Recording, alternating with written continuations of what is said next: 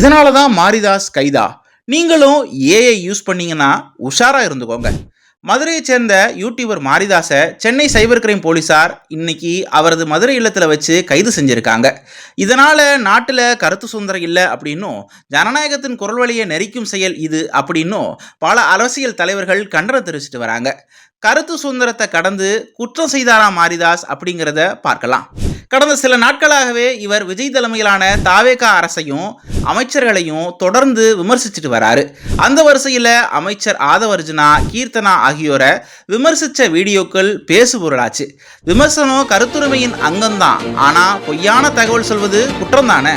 அதுதான் இப்போது கைதுக்கும் காரணமாகி இருக்கு. அமைச்சர் கீர்த்தனாவின் அறையில் மதன் என்ற நபர் நிற்பது போன்ற ஏஐ புகைப்படத்தை காண்பித்து பேசியது கருத்து சுதந்திரத்தை கடந்து சட்டப்படியான குற்றம் என்று ஆகிறது.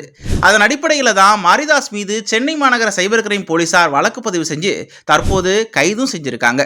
தனி மனித தாக்குதல்கள், வெற்று பேச்சு, பொய் செய்தி பரப்புறது என மாரிதாஸ் மீது ஏகப்பட்ட விமர்சனங்களும் குற்றச்சாட்டுகளும் இருக்கு. ஆனால் ரீல்ஸ் மோக அமைச்சர்கள் குறித்து மாரிதாஸ் தெரிவிக்கும் விமர்சனங்கள் மக்கள் ஆதரவை பெருமளவுக்கு பெற்றிருக்கு என்பதும் குறிப்பிடத்தக்கது.